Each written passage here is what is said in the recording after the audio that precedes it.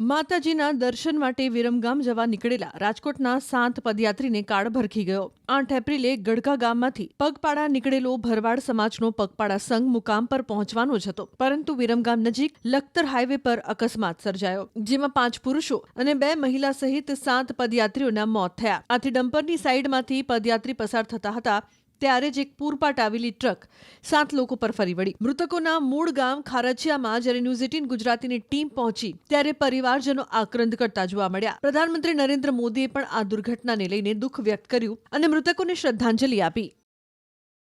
આમાં એવું હતું સાહેબ, હું મારા પરિવારને લઈને વિરમગામ જતો હતો અને આ ટ્રક અહીંયા ડમ્પર પડ્યું હતું કે ટાયર બદલાવતો હોય કે ગમે એ કરતો હોય, બરાબર। અને સાઈડમાંથી આ પદયાત્રીઓ બધા હે ને ચાલીને જતા હતા, બરોબર।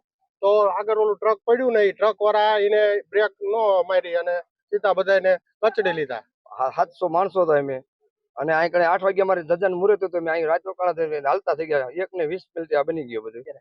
આ ટ્રક સાથે ટ્રક એકાદ કોઈ પંચર અહીંયા પડેલો હોય, જેના બાથી ઓવરટેક કરવા જતા કોઈ પાછળથી ટ્રક આવીને એને ઠોકી ગયેલી। પરિસ્થિતિ બહુ ખરાબ સાહેબ, અને છોકરા બાળકને બહુ તકલીફ પડે સાહેબ, બહુ ભેકર સાહેબ। હવે સાહેબ એક જ મુદ્દો છે કે સરકારને આપણે એવી છે કે બાળક છોકરા એ સામું જોઈને સહાય કરે એવું સાહેબ, બરાબર। મને ન બનવી જોઈએ સાહેબ, આપણે શું કહે આવીને આવી બને પણ આ ન બનવી જોઈએ સાહેબ। આપણે કોઈ શું કહેશો, આ પરિવાર છે તે કઈ તારીખે નીકળ્યો હતો અને કઈ જગ્યાએ? 8 તારીખે અમારે ગટકાથી સંઘ નીકળ્યો હતો। આજે અમારે મેરા ગામ પાસે માતાજીનું મંદિર છે શક્તિમાનું, અહીંયા છે ને ધજા ચડાવવાની હતી 9 વાગે વિરમગામ।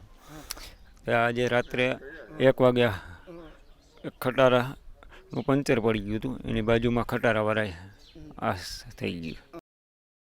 માતાજીના દર્શન માટે વિરમગામ જવા નીકળેલા રાજકોટના 7 પદયાત્રીને કાળ ભરખી ગયો।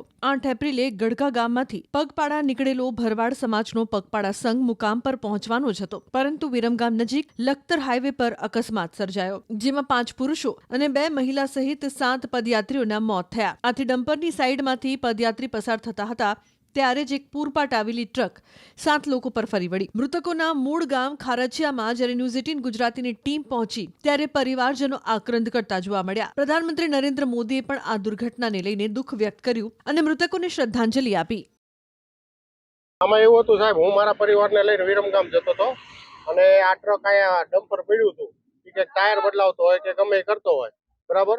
અને સાઈડમાંથી આ પદયાત્રીઓ બધા હે ને ચાલીને જતા હતા, બરોબર। તો આગળ ઓલું ટ્રક પડ્યું ને, એ ટ્રક વાળા એને બ્રેક ન મારી અને સીધા બધાને કચડી લીધા। 700 માણસો હતા અમે, અને અહીં કણે 8 વાગે અમારે જજાનું મુહૂર્ત હતું, અમે અહીં રાત રોકાણા થઈને હાલતા થઈ ગયા। 1:20 મિનિટે આ બની ગયું બધું।